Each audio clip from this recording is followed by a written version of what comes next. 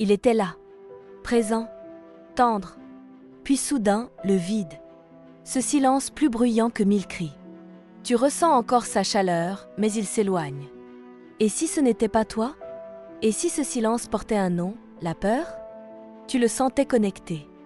Une complicité qui semblait rare.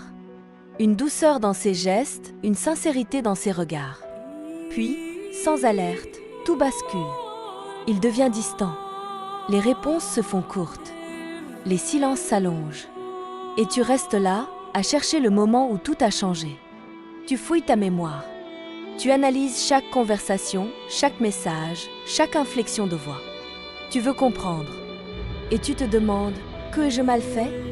Mais si ce n'était pas une faute? Si son silence ne disait pas « je pars », mais « je panique ». Beaucoup d'hommes n'ont pas appris à rester présents face à l'émotion. Ils avancent tant qu'ils peuvent maîtriser. Dès que l'émotion devient trop réelle, trop vulnérable, ils reculent.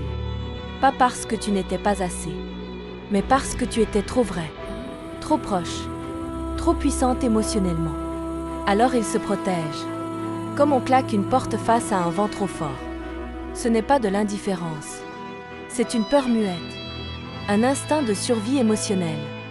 Il ne fuit pas toi, il fuit ce que tu éveilles, une possibilité d'aimer sans armure.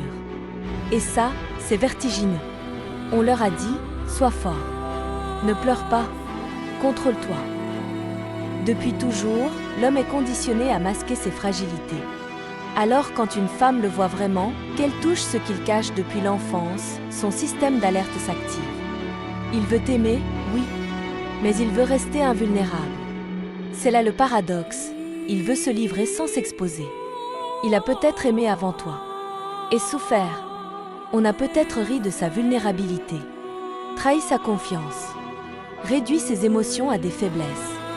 Alors, aujourd'hui, il panique dès qu'il sent son cœur s'ouvrir. Il met un masque, il devient distant, il redevient ce qu'il croit devoir être, fort, inatteignable, indépendant. Mais à l'intérieur, il brûle. Il veut qu'on le comprenne sans qu'il ait à se montrer. Il veut qu'on l'accepte sans qu'il ait à tout raconter. Et comme il n'a pas appris à traverser ces tempêtes, il les évite. Il se retire avant que tu ne vois ce qu'il n'a jamais montré. Il ne rejette pas l'amour. Il a juste peur d'être aimé, vraiment, tel qu'il est, avec ses cicatrices, ses doutes, ses failles. Quand il commence à ressentir, il sent aussi monter en lui des obligations invisibles. Il se dit qu'il devra être à la hauteur, financièrement, émotionnellement, mentalement. Il se projette dans des scénarios où il échoue, où il déçoit. Et dans sa tête, l'équation est simple, mieux vaut partir que décevoir. Tu vois du froid là où il vit de l'angoisse. Tu entends du silence là où résonne une voix intérieure qui lui dit « tu n'es pas assez ».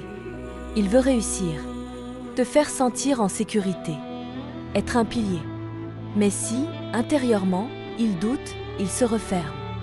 Il pense qu'il doit avoir tout compris, tout prévu, tout résolu avant de t'aimer. Alors quand il sent qu'il ne pourra pas te porter comme il pense devoir le faire, il recule. Non pas parce qu'il ne veut pas de toi, mais parce qu'il se sent incapable d'être l'homme qu'il croit que tu attends. Il se juge dur. Il se met la pression.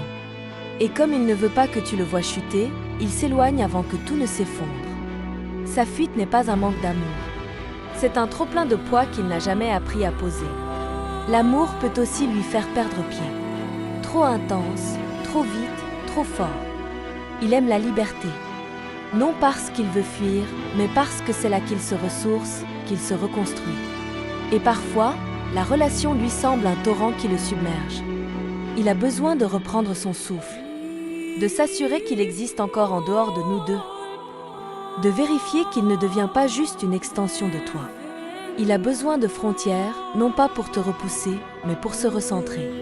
Et si tu lui laisses cet espace, sans panique, sans pression, il revient souvent plus aligné, plus ancré, plus capable de s'engager. Mais s'il sent que la relation devient une cage, même dorée, il partira. Pas pour de bon, parfois, mais pour respirer.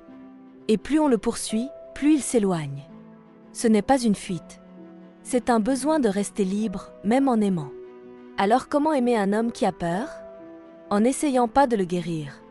mais en le regardant sincèrement, sans le forcer, sans l'interpréter, en lui laissant la possibilité d'être lui, sans rôle à jouer. Tu n'as pas à t'effacer pour qu'il reste. Tu n'as pas à supplier, à changer, à t'ajuster constamment. Mais tu peux être ce calme au milieu de sa tempête. Tu peux offrir un espace où il ne sera pas jugé pour ce qu'il ressent, ni puni pour ses silences temporaires. Tu peux poser tes limites, exprimer ce que tu veux. Tout en gardant cette vérité, tu n'es pas responsable de ses blessures. S'il revient, ce ne sera pas parce que tu as attendu, mais parce qu'il aura compris qu'il peut rester lui-même auprès de toi. Et ça, pour un homme qui a appris à tout cacher, c'est révolutionnaire. Les hommes ne s'éloignent pas toujours par désintérêt. Parfois, c'est parce qu'ils sentent trop fort et qu'ils n'ont jamais appris quoi faire avec ça. Comprendre leur peur, ce n'est pas les excuser. C'est retrouver ta propre clarté et ne plus douter de ta valeur à chaque retrait. Si cette vidéo t'a parlé, abonne-toi et clique sur le petit like. Parce que comprendre, c'est déjà guérir.